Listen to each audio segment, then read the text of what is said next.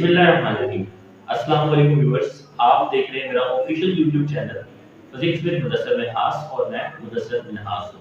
Viewers, आज का topic है सेकंड ईयर फिजिक्स से electric field and it's intensity. इस टॉपिक में हम डिस्कस करेंगे इलेक्ट्रिक फील्ड क्या चीज़ होती है और इसकी इंटेंसिटी क्या चीज़ होती है और उसका एक बेसिक फार्मूला है, उसके ऊपर जाएंगे। तो बगैर देर के स्टार्ट करते हैं आज की वीडियो।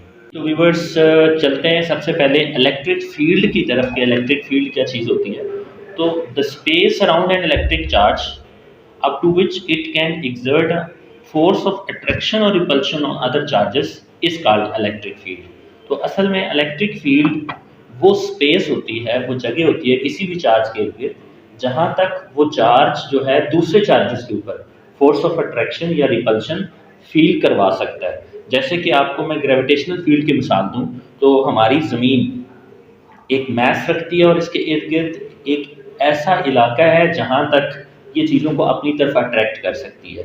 ग्रेविटेशनल फील्ड सिर्फ अट्रैक्टिव होती है, लेकिन इलेक्ट्रिक फील्ड में दोनों पॉसिबिलिटीज़ होती हैं।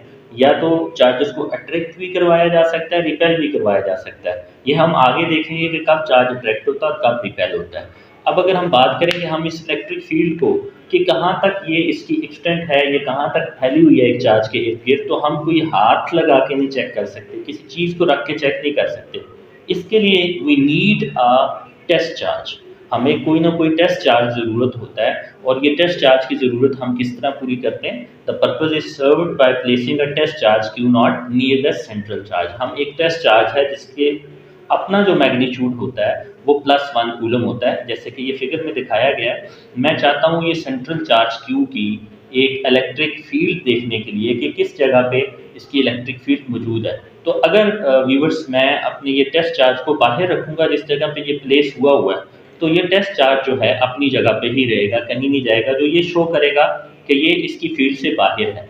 लेकिन जैसे ही अगर मैं इस टेस्ट चार्ज को उठा के अंदर लाने की कोशिश करूंगा तो इस टेस्ट चार्ज की दो पॉसिबिलिटीज़ हैं। या तो ये टेस्ट चार्ज इस चार्ज की तरफ अट्रैक्ट होना शुरू हो जाएगा, या तो ये अगेन रिपेल होकर इस इलाके से बाहर चला जाएगा और बाहर जाके फिर रुक जाएगा। जिस जगह से ये अट्रैक्ट होना अंदर की तरफ या बाहर की तरफ रुक जाए, वो एक्सटेंट होती है इलेक्ट्रिक फील्ड की। जैसे कि ये सर्कल लगाया गया, ये सर्कल इस चार्ज की एक्सटेंट है, यहाँ तक ये चीज़ों को खींच सकता है। अब रही बात कि अगर मैं इस चार्ज को यहाँ पे लेके आऊँ तो ये अगर बाहर की तरफ जाएगा तो टेस्ट चार्ज पे, जैसे कि मैंने आपको बताया, इधर लिखा भी है कि टेस्ट चार्ज पे जो चार्ज होता है डेट इज़ +1 कूलम। तो हमने इसको जान के प्लस में रखा हुआ है ताकि हमें आइडिया हो जाए कि सेंट्रल चार्ज किस नेचर का है।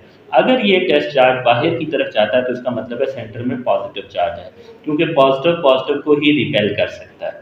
और अगर यहाँ पे सेंटर में नेगेटिव चार्ज हो तो ये टेस्ट चार्ज अट्रैक्ट होना शुरू हो जाएगा, जो ये शो करेगा कि यहाँ पर सेंटर में नेगेटिव चार्ज मौजूद है। तो इस तरह से टेस्ट चार्ज की मदद से हम ये भी बता सकते हैं कि सेंटर वाला चार्ज पॉजिटिव है या नेगेटिव है।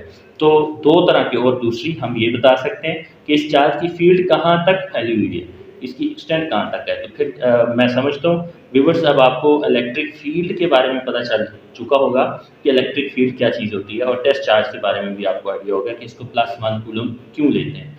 नेक्स्ट अगर हम बात करें कि टेस्ट चार्ज जो है वो उस पर फोर्स लग रही है, क्या तमाम चार्जेस सेंटर में हो और एक जितनी फोर्स लगाते हैं, तो बिल्कुल नहीं व्यूअर्स। सेंटर में जितना बड़ा चार्ज होगा उतनी ही बड़ी इसकी फील्ड भी होगी और इस पर लगने वाली फोर्स का मैग्नीट्यूड भी डिफरेंट होगा।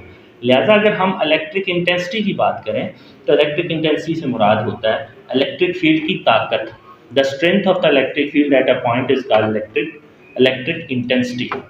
इस जगह पे आपकी इलेक्ट्रिक इंटेंसिटी हो जाएगा। तो इलेक्ट्रिक इंटेंसिटी क्या चीज़ है?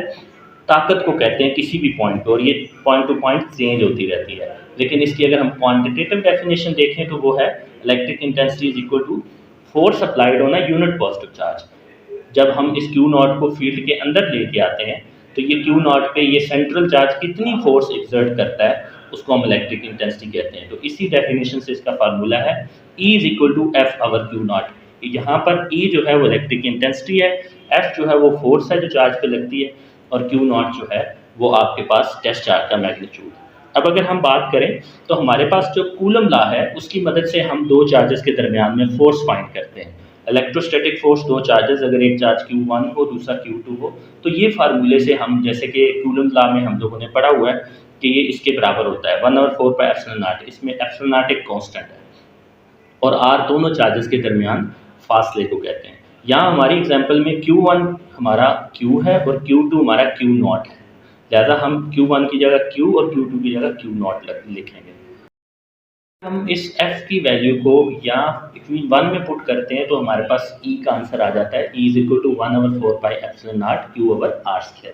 तो ये हमारे पास व्यूअर्स इलेक्ट्रिक इंटेंसिटी का मैग्नीट्यूड है, जो कि दो चीज़ों पे डिपेंडेंट है। एक तो चार्ज, मैंने जैसे आपको बताया कि ताकत का दारोमदार इस चार्ज के मैग्नीट्यूड पे है कि कितना बड़ा चार्ज यहाँ पे आपने रखा हुआ, और दूसरा आप इसको इलेक्ट्रिक इंटेंसिटी जो है वो रेडियस के स्क्वायर के इन्वर्सली प्रोपोर्शनल है। जितना आप दूर जाते जाएंगे अपने सेंट्रल चार्ज से, उतनी आपकी इलेक्ट्रिक इंटेंसिटी कम होते होते एक मुकाम ऐसा आएगा जहाँ पे ख़त्म हो जाएगी, और फिर उसके बाद चार्ज जो आपका वो ना डायरेक्ट होगा ना रिपेल होगा। तो ये व्यूअर्स इलेक्ट्रिक इंटेंसिटी का क्वांटिटेटिव फार्मूला है, और 1/4 पाई एप्सिलॉन नॉट की एक कांस्टेंट वैल्यू है 9 × 10⁹ तो यहाँ पे अगर हम देखें तो इलेक्ट्रिक इंटेंसिटी एक वेक्टर क्वांटिटी है और इसका यूनिट न्यूटन पर कूलम होता है। तो इलेक्ट्रिक इंटेंसिटी का अगर हम यहाँ से फार्मूला इन वेक्टर फॉर्म लिखें तो सेम मैग्नीट्यूड और इसके साथ एक यूनिट वेक्टर आर आ जाएगा। यूनिट वेक्टर हमें ये बताता है कि इस इलेक्ट्रिक इंटेंसिटी की डायरेक्शन हमेशा पॉजिटिव से नेगेटिव की तरफ होगी। तो व्यूअर्स, आज के लिए इतना ही था। Thank you for watching my YouTube channel. Education से रिलेटेड लेटेस्ट अपडेट के लिए मेरे चैनल को लाइक करें, सब्सक्राइब करें और शेयर करें। Thank you very much.